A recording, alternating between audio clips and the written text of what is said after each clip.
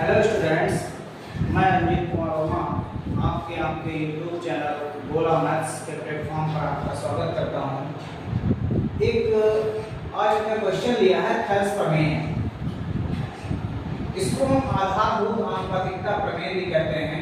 ये क्लास 10 का टॉपिक है, क्लास 10 एनसीईआरटी का, और जो कि आने वाले आपके बोर्ड एग्जाम हैं उसमें मोस्ट प्रोबेबिलिटी होती है कि ये थ्योरम आती है, चाहे वो सीबीएसई बोर्ड हो या यूपी बोर्ड का हिंदी मीडियम या इंग्लिश मीडियम।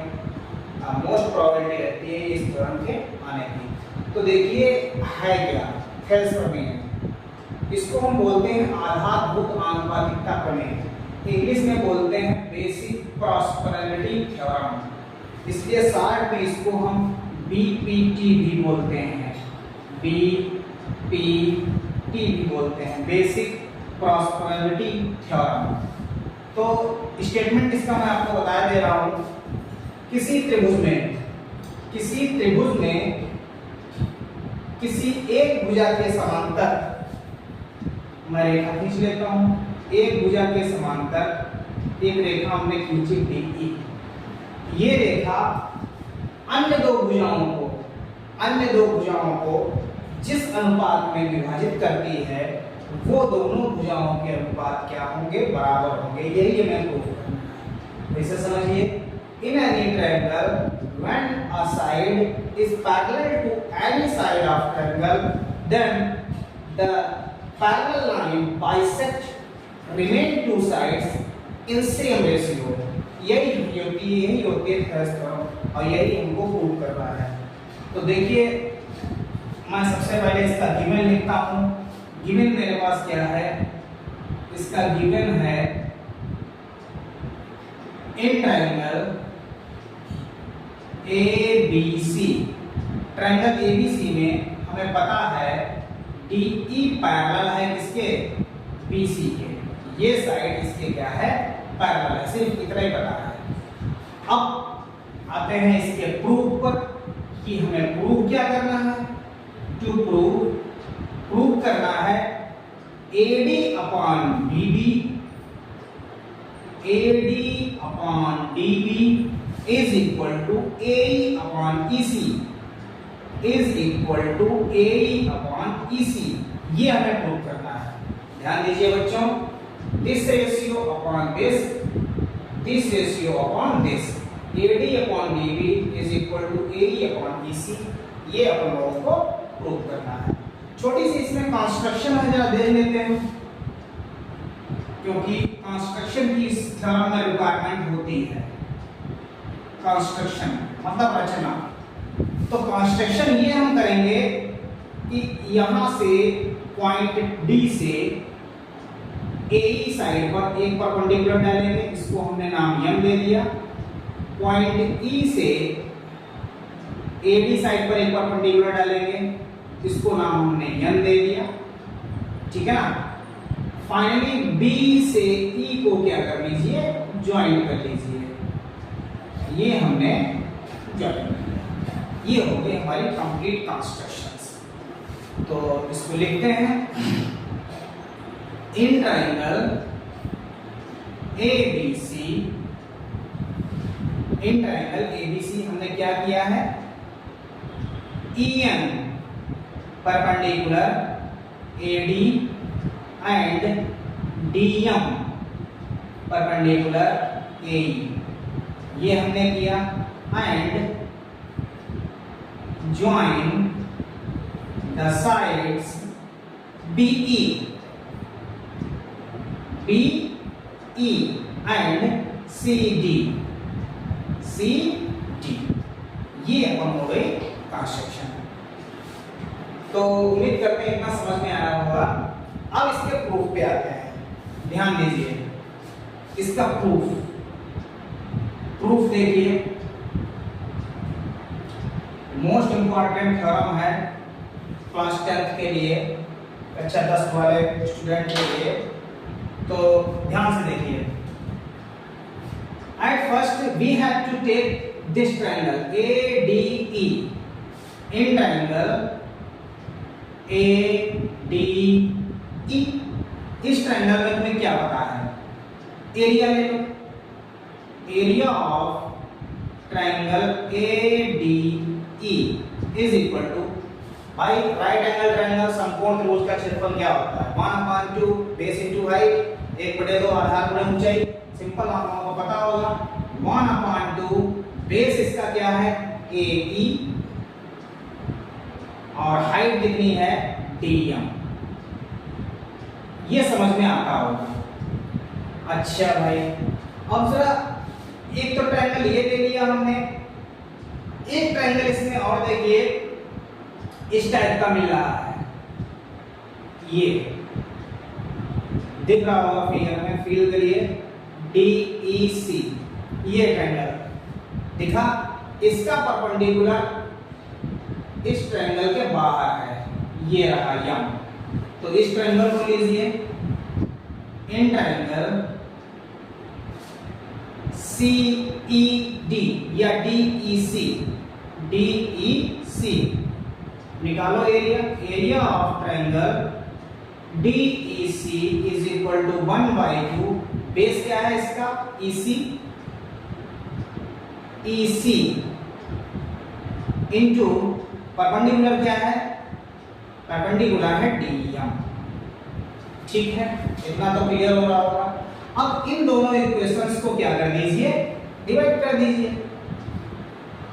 भाई डिवाइड करेंगे तभी तो ये अपॉन ये आएगा, तो डिवाइड करते हैं, area of triangle ADE upon area of triangle DEC is equal to 1/2 A into DM upon 1/2 into EC into DM। DM से DM कैंसिल, 1/2 से 1/2 कैंसिल, क्या बचा अपने पास? AE upon EC, equation number first. यहाँ तक आपको क्लियर हो रहा होगा। अगर फिर भी कोई दिक्कत आ रही हो तो प्लीज कमेंट आप लोग कर सकते हैं, आपको जल्द से जल्द उसका सलूशन दे दिया जाएगा ना। सिमिलरली हम अगेन इस ट्रायंगल को लेते हैं, इन triangle ADE, area of triangle ADE is equal to 1/2। अब देखिए बेस हम लेंगे AD, पहले हमने AE लिया था, अब बेस क्या लेंगे? AD लेंगे, और परपेंडिकुलर क्या लेंगे? EM लेंगे। ठीक है ना, बहुत ही इजी वे से समझा रहा हूँ, एक एक स्टेप, कहीं पर कोई शॉर्टकट नहीं है, सो प्लीज समझिएगा।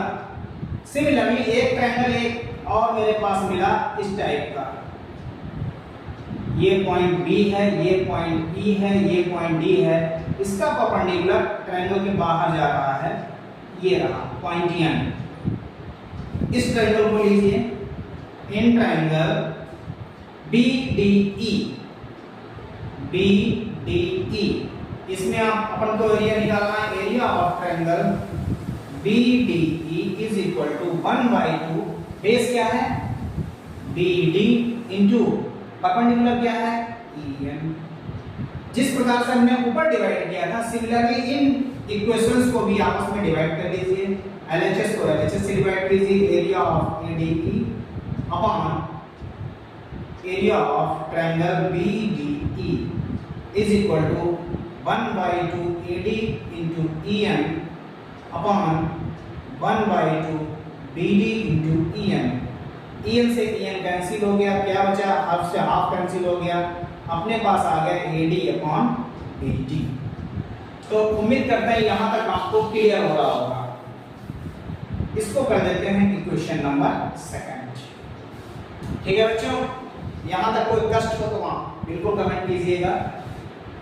अच्छा, ये दोनों हमने कर लिए, अब बात कर लेते हैं, थोड़ा सा इधर साइड में देख लेते हैं। आपने 9th में एक थ्योरम पढ़ी होगी कि दो समांतर रेखाओं के बीच एक ही आधार रेखा पर बनने वाले दो त्रिभुजों के क्षेत्रफल आपस में समान होते हैं। तो अगर आप थोड़ा सा फील कीजिए, यहाँ कार्नर में देखिए, तो ये हमारे पॉइंट D है, ये B है, ये C है और ये E है। इनके बीच में देखो एक ट्रायंगल ये बन रहा है, DBED, BED, और एक ट्रायंगल ये बन रहा है CED। ये दोनों एक ही बेस पर बने हैं, बने तो दोनों के एरिया आपस में क्या हो जाएंगे, इक्वल हो जाएंगे। यही चीज यहां पर अपने को लिखनी है। सिंस समांतर रेखाओं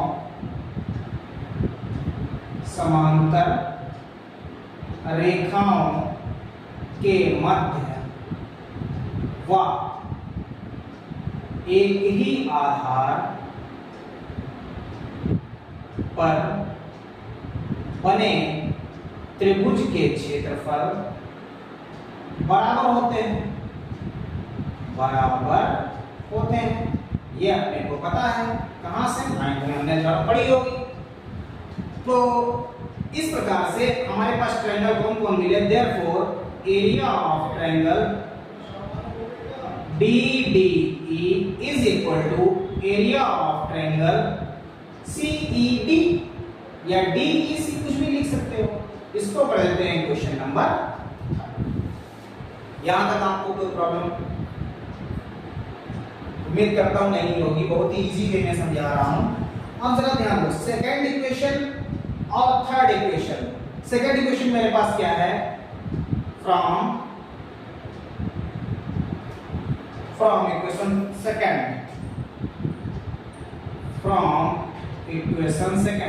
सेकंड इक्वेशन अपने पास क्या है, area of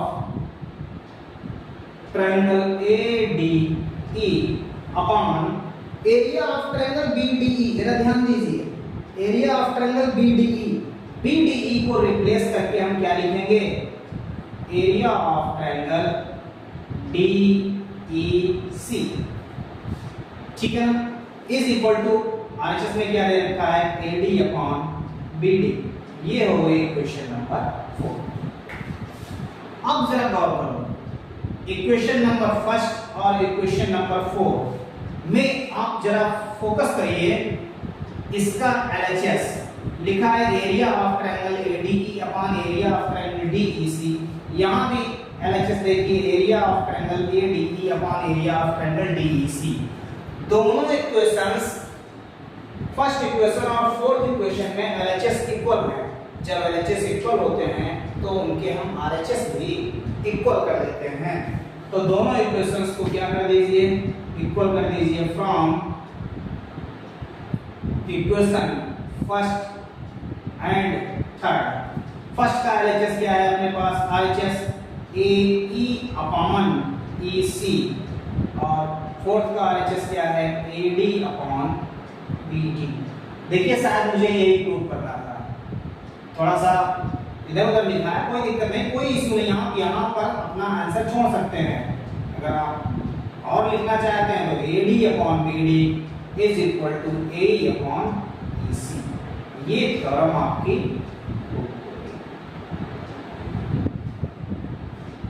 AD upon DB या BD is equal to AE upon EC। उम्मीद करते हैं आपके ये पूरी थ्योरम समझ में आ गई, बहुत ही इजी वे से मैंने बताया। और प्लीज इसको एक दो बार अपने आप स्वयं लगाइए ताकि आपको प्रिपेयर हो जाए अच्छी तरीके से, ठीक है। अगर कोई दिक्कत आए तो आप कमेंट कीजिए विदाउट एनी हेजिटेशन, ठीक है। Please practice this theorem many times, ठीक। Okay, thanks students.